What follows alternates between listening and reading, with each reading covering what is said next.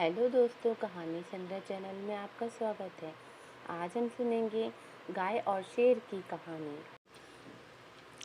एक पहाड़ी के नीचे रामगढ़ नाम का एक गांव था। गांव के सारे जानवर हरी घास खाने के लिए सुबह उसी पहाड़ी के ऊपर बसे जंगल में जाते और शाम होते होते घर वापस आ जाते थे। हर दिन की तरह लक्ष्मी नाम की एक गाय अन्य गायों के साथ उसी पहाड़ी के जंगल में घास खाने के लिए गई। वह हरी घास खाने में इतनी ज़्यादा प्रसन्न थी कि वह कब एक शेर की गुफा के पास पहुंच गई, उसे पता ही नहीं चला। शेर अपनी गुफा में सो रहा था और वह पिछले 2 दिनों से भूखा भी था। जैसे ही लक्ष्मी शेर की गुफा के पास पहुंची, गाय की खुशबू से शेर की नींद खुल गई। वह शेर धीरे धीरे गुफा से बाहर आया और गुफा के बाहर गाय देखकर खुश हो गया। शेर ने मन ही मन सोचा कि आज उसकी 2 दिनों की भूख मिट जाएगी। वह इस तंदुरुस्त गाय का ताज़ा मांस खाएगा और यह सोचकर उसने एक तेज दहाड़ लगाई। लक्ष्मी शेर की दहाड़ सुनकर डर जाती है। जब वह अपने आसपास देखती है तो वहाँ दूर दूर तक उसको कोई भी दूसरी गाय नहीं दिखती।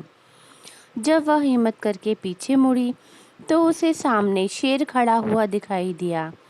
उस शेर ने लक्ष्मी को देखकर फिर से दहाड़ लगाई और लक्ष्मी से कहा, मुझे 2 दिनों से कोई शिकार नहीं मिल रहा था, मैं भूखा था।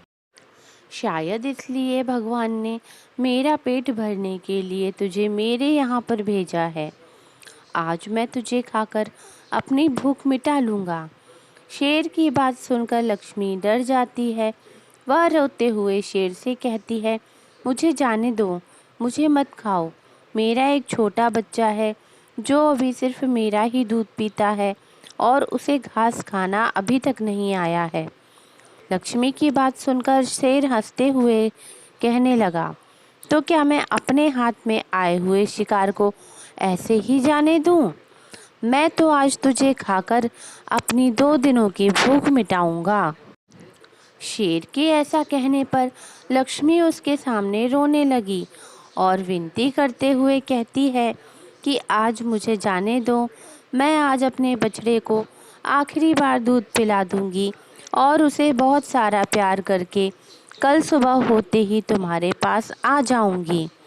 फिर तुम मुझे खा लेना और अपना भूखा पेट भर लेना।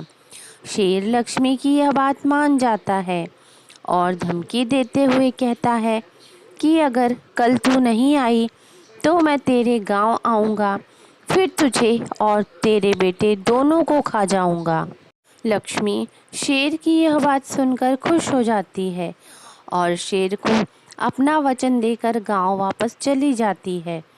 वहाँ से वह सीधे अपने बछड़े के पास जाती है, उसे दूध पिलाती है और बहुत सारा प्यार करती है। फिर बछड़े को शेर के साथ हुई सारी घटना बताती है और कहती है कि उसे अब अपना ख्याल खुद ही रखना होगा।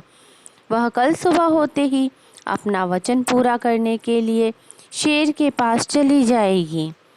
अपनी माँ की बातें सुनकर बछड़ा रोने लगता है। दूसरे दिन सुबह होते ही लक्ष्मी जंगल की तरफ निकल जाती है और शेर की गुफा के सामने पहुंचकर शेर से कहती है, अपने वचन के अनुसार मैं तुम्हारे पास आ गई हूँ, अब तुम मुझे खा सकते हो।